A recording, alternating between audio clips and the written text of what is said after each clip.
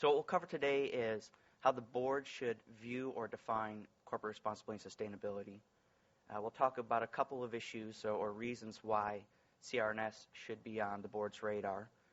We'll touch on what's motivating organizations in this space and what's motivating them to take action. And then we'll talk about the board's role in this and maybe some activities that can get an organization and the board started.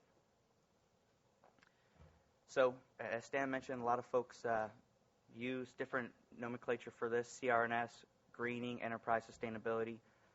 Today I'll probably call it CR&S. But the important part here is thinking about the definition. And from a board's perspective, let's call it today for this presentation, strategically managing the social, environmental, and ethical risks and opportunities of a business.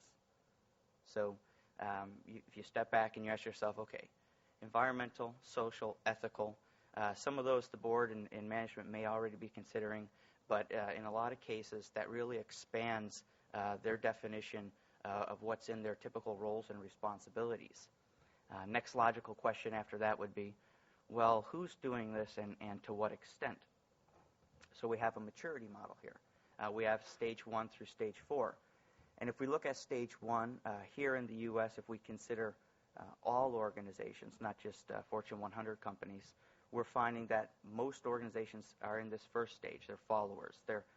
They have maybe some CR&S programs in place. Maybe they're more concerned with meeting their compliance requirements. But definitely they have some room to grow in this space. As we move up the maturity model, we get to more mature organizations we'll call stage 2. And those organizations are beyond compliance. They may have some programs that deal with their other business issues. They may be siloed. They're not holistically incorporated, and they don't have the appropriate oversight of management or the board. We move to stage 3. Here's where we would look at an organization. We would say there's a holistic program in place. Management has oversight of it. It's consistent across the organization, and it's really starting to provide some additional economic benefit for the organization.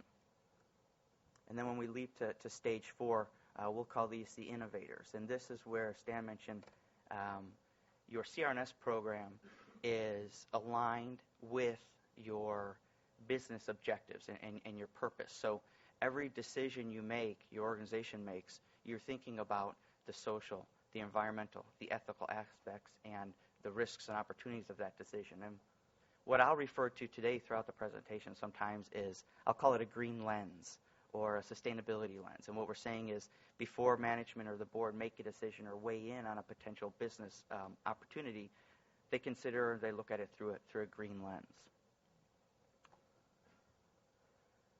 So if we talked about no matter what level you are in this maturity model, there are areas to consider for all organizations. And they're well beyond the 10 I'll talk about today, but today we'll talk about 10, and we've bucketed them 5 into areas of concern and 5 areas for inspiration.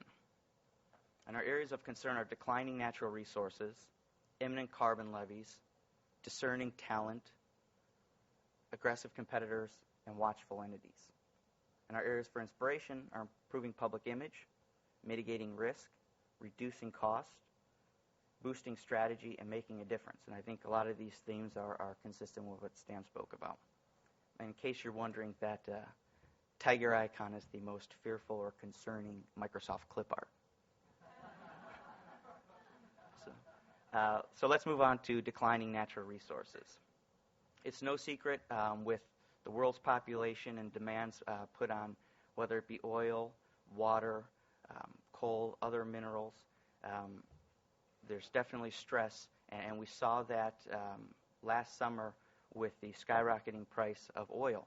And while the price came down and there's a significant amount of volatility in the market, that increase in price was directly related to demand and concerns about supplies. And one of the keys here driving that concern or the demand is population growth. Currently, there are over 6.5 billion people on the planet, and by 2050, there's projected to be over 9 billion. So that's a 50% increase in about 40 years. And if you're ever looked at one of the graphs and many of the studies that are out there, you can see in the last few hundred years, most of man's population has really ramped up exponentially.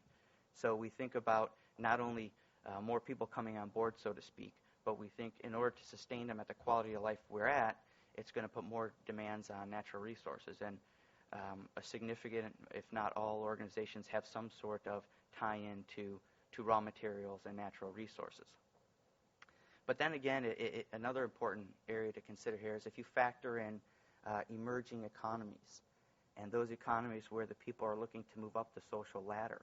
And as soon as they want to improve their standard of living, and maybe even just improve it to a level of middle-class America, consumption increases exponentially. And that even puts more strain on the resources available. One item I want to point out regarding resources that you may be aware of is water scarcity. It's being talked about a lot now, and there's going to be what I believe a lot more talk about it in the near future. Most of the world already realizes the limited access to water and safe water, and there is some talk even here in the States around water being the next carbon. I know our carbon markets aren't as mature as other countries, and we'll touch on those a bit in a few slides. But if we think of it from that space, it'll really cause organizations to take a step back and look at their water consumption, a resource that they used probably on the cheap up until this point, and maybe look at and evaluate their processes. So as we move on, imminent carbon levies. There are a handful of countries, some listed here, that already have carbon taxes in place. And other countries like Canada are thinking about carbon taxes. If the United States were to implement some sort of carbon tax, you would probably have to think to yourself, well, have I calculated my emissions for just our corporate travel? And what would that cost me? Currently, I don't believe there are any discussions in the States here around carbon taxes, but there are some discussions around cap-and-trade systems and cap-and-trade markets at the regional level, which we'll talk about in a few slides, and also at the national level. Currently, some of the discussions from the Obama administration is the plans they're throwing out for cap-and-trade will cover approximately 80% of the economy, and it'll cap emissions at 2005 levels by 2012. And it will seek to decrease the amount of emissions by 14% by 2020 from 2005 levels and 83% by 2050 from 2005 levels. So if these are starting to be talked about, whether it's a cap-and-trade or a carbon tax or a levy or whatever you want to talk about or whatever you want to call it, there's going to be probably some cost to your organization. And to address these, to prepare for any pending markets or regulation. But with that cost, I think organizations will be able to go back and measure and understand what their carbon footprint is, and probably find some efficiencies and actually recoup or see a gain from identifying efficiencies from looking at carbon and carbon emissions and carbon-intensive processes through that green or sustainability lens. As we move on to the third point of concern, and that's discerning talent. There was a recent study that showed 34% of Americans prefer to work for a company that makes a conscious effort to promote socially and environmentally friendly practices. And that study further went on to say that 31% of those surveyed would be willing to take a pay cut. Now, this survey was conducted in October of 2008, and I would say that was when we were just beginning, from what I saw, to see significant unemployment, even though the powers that be had told us we'd been in a recession since late 2007. So you may ask yourself and say, I bet there are a lot of people out there now that aren't going to care really how socially responsible an organization are. They just want a job. And I would agree with you. But you have to think about where you are on that maturity model. And you have to think about the economy recovering and rebounding. And what type of talent do you want to attract? And where do you want to be? And how do you want to move up that maturity model? I was in the Denver airport on the way here this weekend. And CU Boulder has advertisement signs all over the place, not only about how green their campus is, but also about their sustainability programs at their organizations. So if the next generation of smart talent if this is ingrained into them at their campuses and into their learnings, how do you want to hold yourself out? And what types of programs do you have in place to actually attract the next generation of workers? I think Stan spoke about the education process within IBM and educating those certain levels of management. And that's truly important, because I think we have a base now that may have not have considered this coming through their college career and even their beginnings of their professional careers. But the next generation, this is almost going to be status quo. And we'll see that in further slides as well as we have further examples. So aggressive competitors. Chances are every organization in this room has some competitor that is actively pursuing or addressing CRNS issues. And there's plenty of studies out there to support what management and organizations believe or how important they feel CRNS is. This particular study was conducted by the Economist Intelligence Unit, and it took a survey of, I think it was about 1,200 global executives, and it asked, how high a priority was CRNS to your organization 3 years ago, today, and in 3 years' time, how high of priority do you think it will be? And 56% said it's a high or very high priority today. 34% said, 3 years ago we weren't thinking about it as much. And 70% view it as a high or very high priority in 3 years' time. So I think, going with the whole theme of what we've heard today, and trying to figure out where you want to be on that maturity model and what you want to be known for, and what your stakeholders are going to hold you to or expect from your organization. If you're not considering issues, and if you're not considering issues holistically in your organization, I think to remain competitive, you'll have to start considering CRNS to compete in the marketplace. The fifth area of concern is around watchful entities. Stan gave the example around social investing. There are a lot of watchdogs, ratings agencies, proxy voting advisors, insurers that are looking at CRNS programs and evaluating organizations based upon those programs. CRNS may eventually impact how you obtain your insurance, where you obtain insurance from, where you obtain lending or funding from, and who actually are going to be investing in your company. In a recent article I found to support that, there's an organization called, a research entity called TrustCo, and they did an analysis of 91 mutual funds based upon the impact that any potential carbon legislation would have on their financial results. And they provided those to investors so investors can make better business decisions of where they want to invest. So if investors are using this type of information and relying on your programs or lack of programs to make their decisions, hopefully you understand where you stand and you have programs in place to address CRNS. And this example was just around carbon, but apply that to any CRNS issue. So we covered the 5 areas of concern. Let's move into 5 areas of inspiration. And the first one is improving public image. Again, no secret, as Stan mentioned, if you have CRNS programs, you definitely can gain a competitive advantage. People are making decisions about how they buy your products and services based upon your CRNS programs and how they purchase your company's stock. More studies and surveys to support this. A Gallup poll showed that 83% of consumers have changed their shopping habits over the last 5 years to help protect the environment.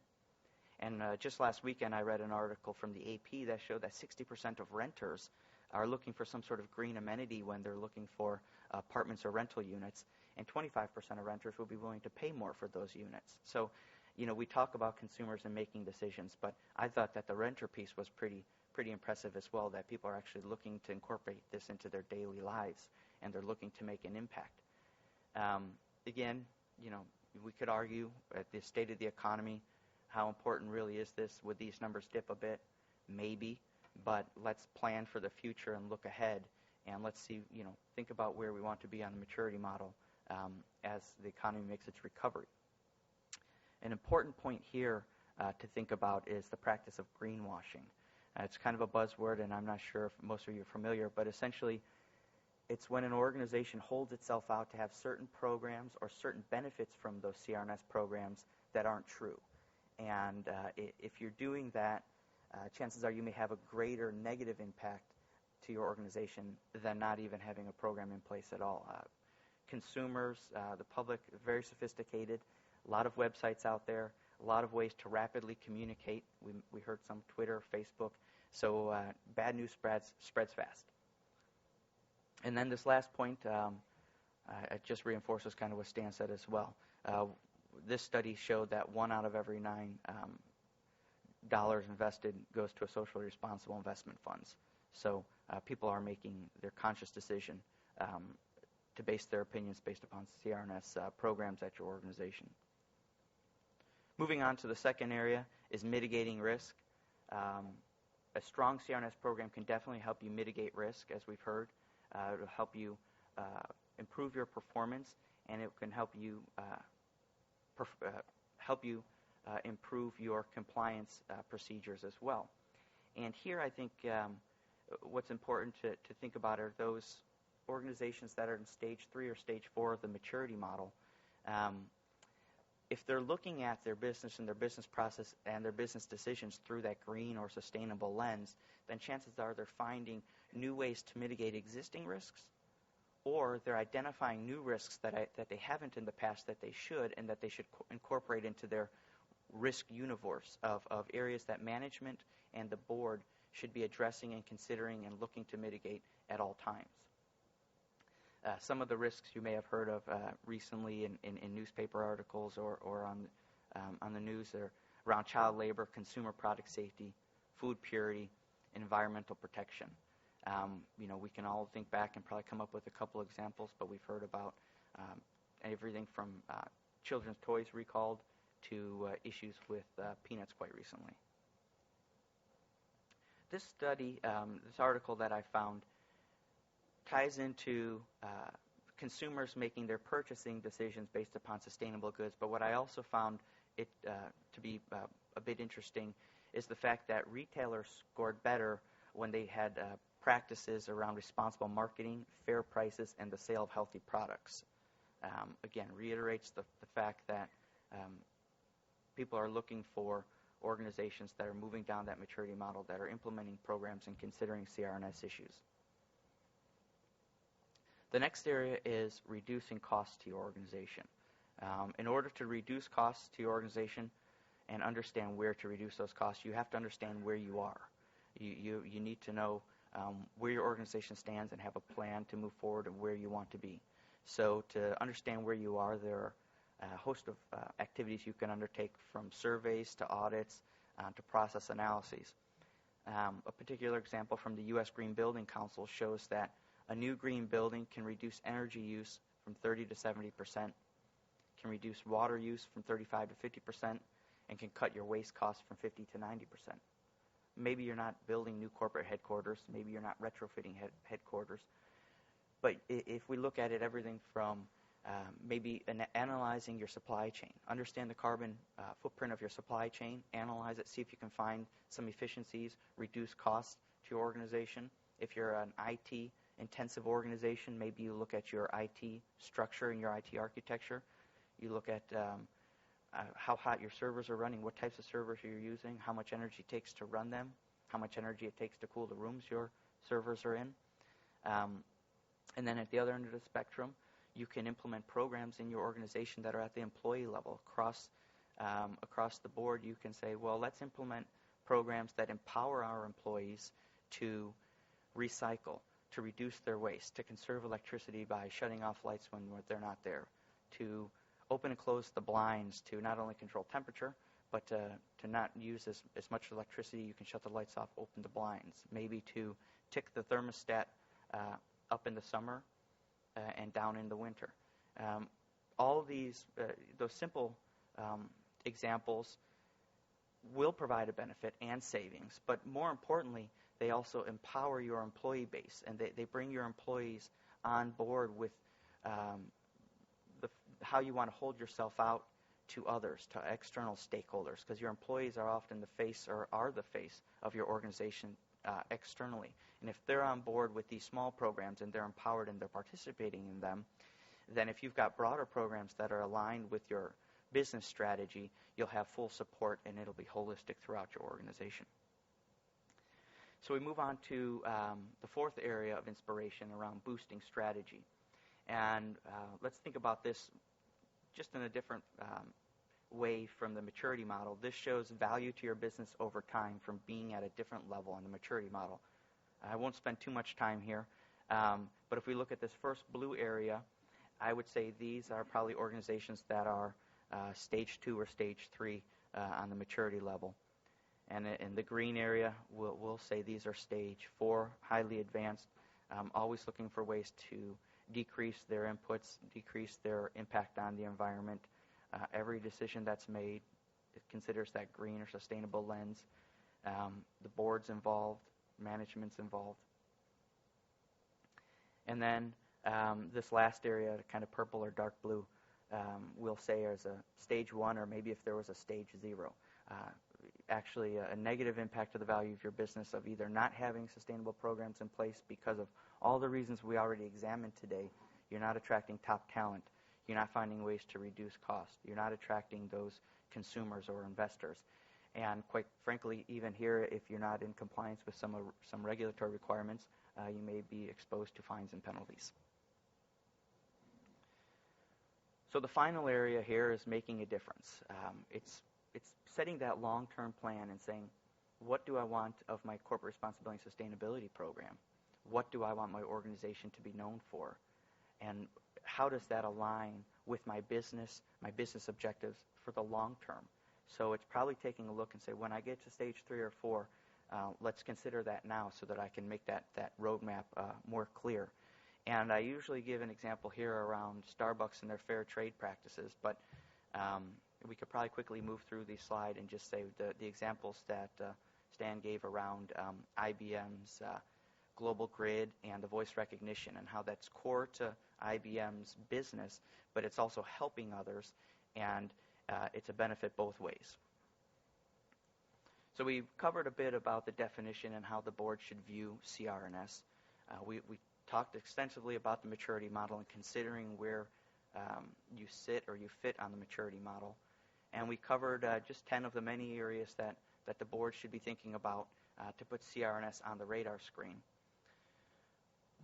If you're not impressed or if you don't believe in any of what we talked about already, regulation may force your hand, and you may be forced to address some CRNS issues. This shows a map of the United States and the different regional cap-and-trade systems that are in some sort of development. The only one that's truly up and running already is in the Northeast, the orange. It's the Regional Greenhouse Gas Initiative. So beyond the regulation for greenhouse gases, there's other potential areas for regulation in the near future. And those are around product safety, materials handling, product labeling and packaging. And there's almost so many things being discussed in the market right now that your organization is probably impacted by one of them. So if you didn't buy into the first 10 points we made, chances are there may be some regulation in the pipe or being discussed that will force you to begin addressing CRNS issues. So Deloitte took a survey of almost 800 executives, and they asked, what's the main objective or reason for having a sustainability program at your organization?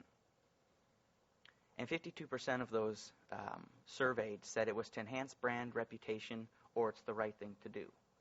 Now, I quickly aligned them here for you, but if we look at areas of concern that we talked about, it directly relates to discerning talent and watchful entities for the reasons we gave earlier. And it also aligns with areas of inspiration around improving public image and making a difference.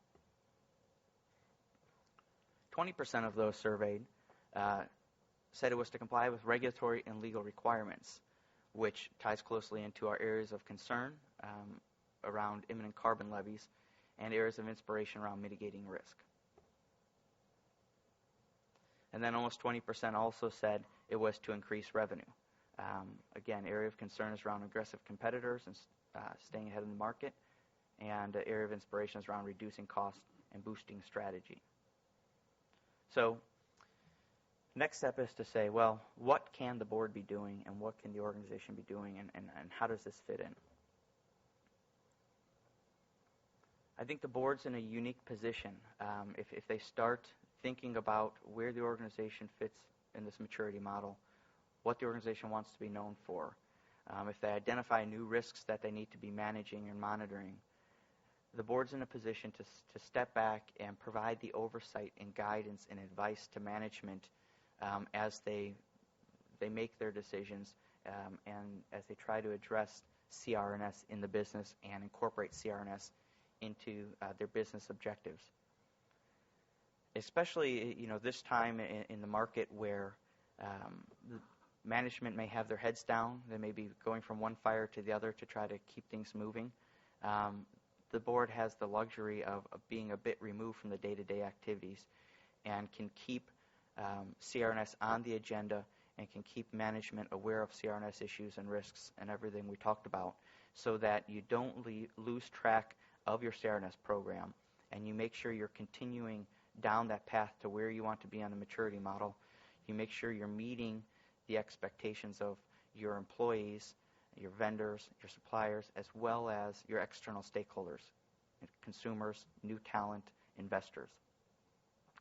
Deloitte conducted another survey and asked, well, where in the board should this oversight sit? And 1/3 said, it should have full board oversight. 37% of those surveyed said that it should sit in an existing board committee, and the examples they gave were either the risk committee, the governance committee, strategy committee, or the audit committee. And I think from some of our research, we'll probably see some sort of CRNS committee on many boards in the near future.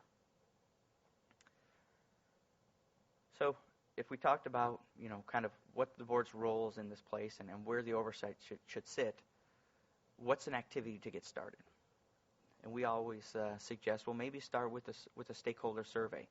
And when you start with the stakeholder survey, let's consider everybody in your organization's universe, everybody you interact with, from your customers, attorneys, consultants, suppliers, NGOs, shareholders, lenders, and your employees. And what you want to do there is you want to understand what's important to those who you do business with and who you touch, to all these stakeholders, and how they view your organization and what they view may be important related to CRNS and your organization. You can take all that data, and then you can look at those suggestions, and you can create and rank and prioritize different objectives for your organization to put you at the right place on the maturity model, and select those areas that you feel are important to your core business strategy. This will also allow you to put everything in one place and say, where am I going to get the most bang for my buck right away? What program or what two programs need to go hand in hand because it's most efficient if we move forward with two programs? What programs do we need to address or implement to avoid any pending risk? And it just allows you to make better decisions of where you want to move and how you want to move forward with your CRNS program. So some additional areas to consider for the board and management around CRNS is to get board consensus. Once you take your survey and you get all these ideas and you start to lay out a plan, get the board together, get management together, let them think about CRNS and how it impacts the organization, and come to an agreement on the path for moving forward. Follow more mature organizations. Don't be proud. You can steal ideas. You can leverage ideas. You can make others who are leaders in this organization or in CRNS who may be at a 3 or 4 on the maturity level, and take their ideas and expand upon them so that you can move up the maturity model, or you can leapfrog from a 1 to a 3, 2 to a 4. Ask the right questions. How centralized is our CRNS program? Do we have the right oversight? Do we have the right people involved? Is our program aligned with our strategy? Is it going to help our business? Are we going to seek, from what Stan said, the 3-to-1 return, $3 of return for every $1 of cost? How are we going to prioritize initiatives?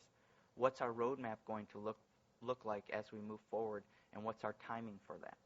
And how are we going to hold ourselves out and pitch this to our external stakeholders to avoid any pitfalls of greenwashing? And finally, as we mentioned earlier, examine your own footprint, not just your carbon footprint, but in order to move forward, as we discussed, you have to truly understand where you are and your current impact on society, the environment, and ethical considerations before you can make conscious decisions about moving forward. And more importantly, before you can truly measure results so that you can prove the necessity of these different programs and prove that they're working. So in summary, we covered a definition which we use today for why the board or how the board should view CRNS. We reviewed 10 areas that the board can be considering no matter what level of the maturity model right now. We talked about how the board, what kind of oversight they can provide, and where responsibility should sit in some activities that they can begin with. And I think we have a few minutes for questions.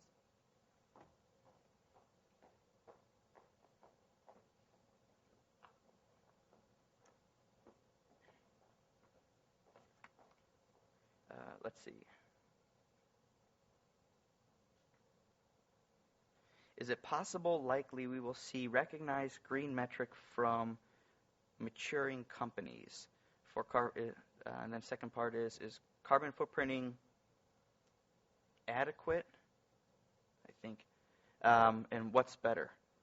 I think we will see some metrics for reporting companies.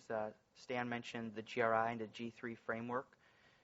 It's recognized globally. There are different metrics, different indicators to report upon. There are some sector supplements that are applicable to where you do business. It's still maturing, and there's still new sector supplements in place. But as far as comparability, it's a great way to report on your CRNS activities. And what the GRI does is it, based upon the amount of indicators that you report upon, is you can obtain a ranking of a C, B, or A. The more indicators, you move up towards the A scale. And I think that allows for two important aspects. It allows for comparability between your report and your competitors, but it also allows a quick and easy framework that's understood by others for your organization to follow as you want to report on your CRNS activities. And the second part of the question around carbon footprinting, since I can't read that last word, I apologize. I can clearly address this offline. But I'll move on to the second question right now. Can you say at this point in time how online and digital business is being measured or evaluated through a CRNS lens? Seems to be wide open and a risk. If this question is referring to types of media out there and what's being shared, there is obviously a risk, and I think it's something that you need to consider what you're doing in your business and what you're putting out online. I think if it's from a perspective of reporting, it's important to, if you have a robust CRNS program and you are reporting on it, to make that information available to your stakeholders online. And what we've seen is not just a lot of, here's my PDF of my report downloaded. There's a lot of interactive sites that allows stakeholders to tailor their search or their views of your CRNS programs based upon their own needs and desires. So a student may go into your CRNS part of your website and look at it differently than an investor may. But a student will be looking at it from a talent perspective and what do you do and do I want to work for this company, where an investor may look at it from what do you do, how are you mitigating risk, how are you considering CRNS issues, am I going to get a return on my dollar? So I think online is an important tool for putting this information, and as I mentioned, it's also a reason why if you're not doing something right or if you're doing something bad, that the information travels quickly and it can be harmful to your organization. And if I didn't answer these thoroughly, I'll be here so I can truly answer them at a break. Thank you very much.